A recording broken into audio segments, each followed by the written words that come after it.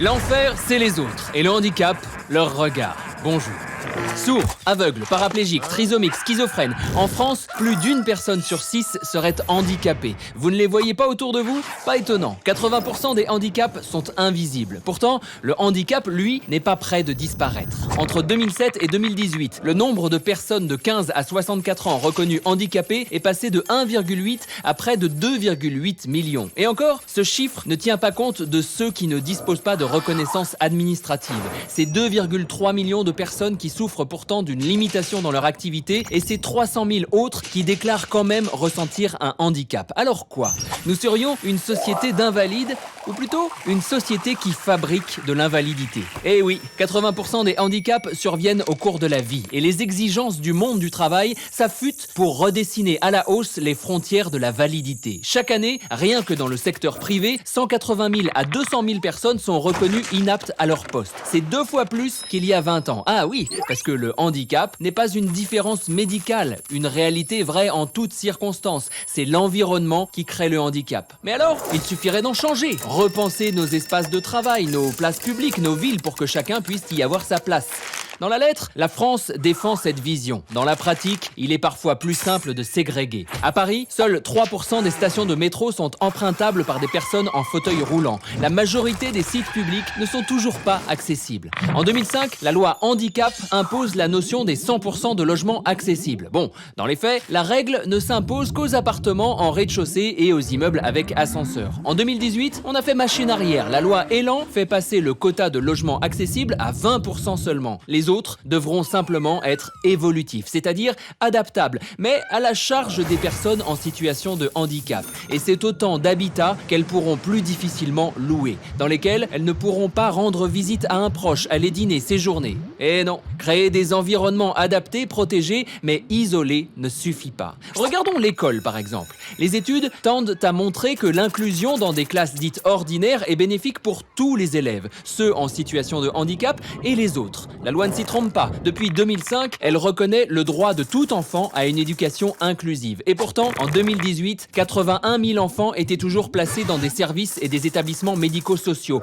12 000 étaient laissés sans solution. Et l'exclusion croît au fil de l'âge. À 6 ans, 6 enfants en situation de handicap sur 10 entrent en CP. À 10 ans, ils sont déjà moins de 4 sur 10 à entrer au collège. Résultat, les personnes dites handicapées sont moins diplômées que l'ensemble de la population. Elles occupent plus souvent des postes moins qualifiés, moins prestigieux et moins rémunérateurs, et plus souvent à temps partiel. Et puis, les contrats sont durs à garder. 29% des chômeurs reconnus handicapés déclarent avoir perdu leur travail suite à une rupture de contrat pour maladie ou invalidité. Mais ne soyons pas pessimistes. En France, la loi de 1987 impose aux entreprises de plus de 20 salariés d'employer au moins 6% de travailleurs handicapés. Sauf que de nombreux patrons préfèrent payer leur amende à l'AGEFIP, l'association de gestion du Fonds pour l'insertion des personnes handicapées. En 2018, elle a récolté 400 millions d'euros des entreprises privées. Refuser la différence, ça n'a pas de prix.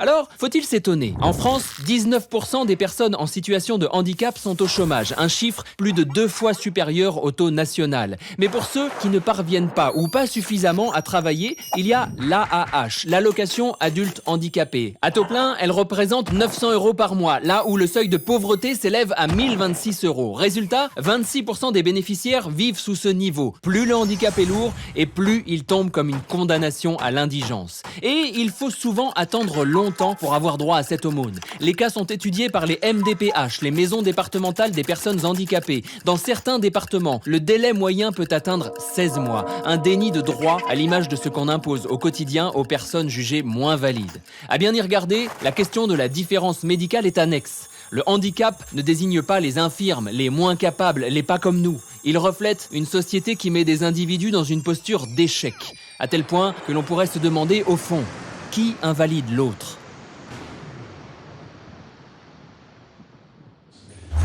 Anne-Sara Kertudo, première. Je suis Anne-Sara Kertudo, directrice de l'association Droit Pluriel. Alors, moi je vois pas et j'entends mal, donc vous pouvez me dire que je suis sourde, que je suis malentendante. C'est pas un problème parce que ça correspond à une réalité physiologique. En revanche, si vous me dites que je suis handicapée, là ça me pose un problème. Handicap, ça reste un mot extrêmement négatif, qui dévalorise, qui humilie, et que personne n'a envie de porter. Qui est handicapé? À partir de quand ça commence? Est-ce que quand je porte des lunettes, je suis handicapé? Ça, c'est extrêmement flou. Le malentendu, c'est de penser que le handicap est dans la personne. Parce que le handicap, c'est une situation. Si le handicap, c'est l'empêchement, je ne suis pas empêché 100% du temps. Je suis empêché dans certaines situations. Donc si je suis en fauteuil roulant, par exemple, dans certaines situations, au moment où je vais être devant un escalier, je vais être empêché. Mais s'il y a un ascenseur, je ne suis plus empêché. Donc il y a une situation qui est éventuellement l'empêchement, le handicap. Mais le handicap, il n'est pas dans le corps. L'égalité des droits, elle est, comme son nom l'indique, une question de droit. Or, pour les personnes en situation de handicap, on est toujours sur la bienveillance. C'est comme si, en fait, quand on vous permettait d'avoir accès à, c'était une faveur. C'est pour ça qu'on est toujours dans des politiques dites d'aide, d'assistance, des efforts budgétaires. On n'est jamais dans le droit. Il n'y a pas deux sociétés avec d'un côté les personnes handicapées et de l'autre côté les personnes valides. Il y a un seul monde et il doit être conçu pour tout le monde. On n'a pas les mêmes droits, on n'est pas traité pareil, et tous les mots du handicap sont négatifs et humiliants. On a une carte, par exemple, qui précise qu'on a 80% d'incapacité. Moi, ça me laisse 20% de capacité. C'est pas énorme. Quelqu'un qui est valide, c'est pour un ticket de métro, un ticket de train. Valide, ça veut dire ça marche. Invalide, ça veut dire ça marche pas, et je le jette à la poubelle. Il faut voir qu'aujourd'hui, la plus grande représentation médiatique du handicap, c'est le Téléthon. Est-ce que vous imaginez n'importe quelle autre minorité avec des stars à côté qui sont à la télé toute la journée en train de pleurer à côté? Est-ce qu'il y a n'importe quelle autre minorité, n'importe quelle autre population qui pourrait subir ce genre de traitement? On se confronte à des discours pavés de bonnes intentions, à des discours dégoulinants d'émotions, à finalement une condescendance que personne ne s'autoriserait s'il avait le sentiment d'avoir en face de lui une personne semblable. À force d'être dans ces représentations d'infériorité, ces mots qui sont humiliants, les gens ont honte. Par exemple, moi j'ai perdu la vue. Le plus longtemps possible, j'ai essayé que ça se voit pas. Porter une canne blanche, marcher avec une canne blanche, c'était extrêmement dur. C'était dur, non pas techniquement, parce que techniquement ça m'aide beaucoup, mais les gens qui viennent vers moi dans la rue et qui me disent « Bon courage, vous en avez du courage. Bravo, j'arriverai pas à sortir comme ça à votre place. À votre place, je me suiciderais. » J'entends ça tout le temps. On est finalement dans les mêmes problématiques du coming out qu'ont pu connaître d'autres minorités. Il faut arrêter de cacher, dire, ne pas avoir honte, se dire que le problème, il n'est pas dans mon corps, il n'est pas dans mon comportement, il n'est pas dans ce que je vis moi. Le problème, c'est la façon dont on me regarde et c'est la façon dont on me traite. Là, j'y suis, hein.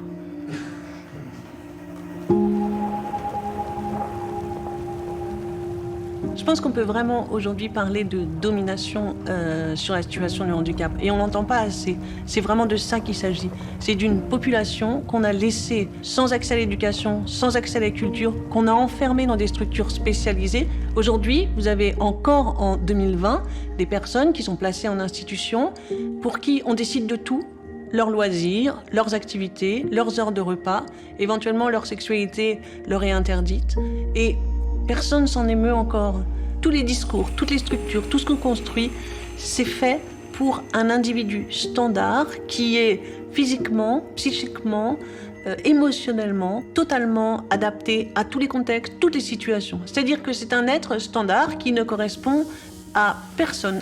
C'est pas mon corps qui est pas adapté. C'est juste que tout ce qu'on a conçu a été conçu en oubliant complètement que moi j'existe, moi je vois pas, moi j'entends pas, moi je suis de petite taille, moi je suis trisomique, etc. On a oublié dès la conception que ces gens-là existaient. Alors après, quand ces gens-là arrivent à la porte, il y a un étonnement qui se crée. Enfin quoi, on savait pas qu'ils existaient ? Comment on a pu construire une société qui n'était pas du tout adaptée pour tous ceux qu'elle est censée abriter? Alors on le sait comment et pourquoi. Parce qu'on vient d'une histoire finalement où seule comptait l'élite et puis les autres étaient réduits dans une situation de dominé complet. Petit à petit, chacun a fait valoir ses droits, chacun continue à les faire valoir. Mais il y a une classe qui est encore vraiment complètement oubliée et qui est encore complètement dominée, c'est ces personnes qu'on dit handicapées.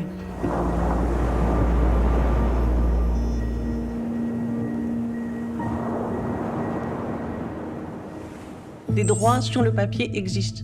Et si on lançait des actions judiciaires contre tout ce qui n'est pas accessible? Alors là, on entraînerait une véritable révolution. Ça fait des années qu'on nous dit « ça va avancer, prenez patience, attendez, ça avance, c'est lent, ça coûte cher, etc. » Mais est-ce qu'on se permettrait de dire ça pour une autre population? On est dans une égalité des droits qui doit se faire maintenant, tout de suite. Il faut qu'il y ait une convergence des luttes. Mais pour ça, il faut que les défenseurs des droits humains en général reconnaissent les personnes en situation de handicap comme leur égal. C'est-à-dire que quand on lutte pour le droit des femmes, on lutte aussi pour le droit des femmes handicapées. Là, on sort du Grenelle des violences faites aux femmes. Pas un mot sur les femmes en situation de handicap. Il y a une enquête européenne qui souligne que 4 femmes sur 5 en situation de handicap sont victimes de violences. Aujourd'hui, une femme sourde qui se rend dans un commissariat pour porter plainte, on lui demande de revenir. Alors, parce qu'il n'y a pas d'interprète. Alors, quand vous avez été victime d'un viol, d'une agression, est-ce que vous allez revenir? Je ne sais pas. Il faut que, quand on parle de LGBT, ça soit aussi les personnes LGBT concernées par le handicap. Il faut que chacun se dise au sein de sa lutte, mais il y a aussi la question du handicap et on n'a pas le droit de les oublier, sinon on s'oublie nous-mêmes. Sauf qu'aujourd'hui, les personnes en situation de handicap, elles sont regardées comme tellement différentes que les personnes dites valides veulent pas se mettre à côté, veulent pas se dire c'est mon égal. C'est vraiment ça la domination, c'est ça la violence de la discrimination. C'est qu'une personne va se sentir dévalorisée si elle se dit lui, handicapé comme il est, c'est mon égal, je suis comme lui, il est comme moi. Je vois pas, j'entends pas. Statistiquement, ma place, c'est dans une institution. Donc ce que j'ai d'exceptionnel, c'est de pas être là.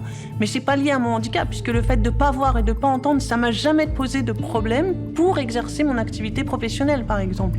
Le frein, c'est tous les obstacles qui existent dans la société parce que on n'a pas prévu que quelqu'un qui voit pas ou qui n'entende pas ou qui ait n'importe quel autre handicap, on n'a pas prévu que cette personne-là, elle ait des désirs, des envies, les mêmes que les autres, qu'elle ait envie d'avoir un métier, qu'elle ait envie d'avoir une vraie vie et qu'elle ait envie d'avoir l'égalité des droits. Ce qui fait que quand tout à coup, de temps en temps, il y a une personne qui émerge et qui est en situation de handicap, on sait que ça se dit « Oh là là, elle est exceptionnelle ». Non, elle n'est pas exceptionnelle. Ce qui est exceptionnel, c'est le niveau où on en est encore de représentation et de non-accessibilité de la société. C'est ça qui est gravissime.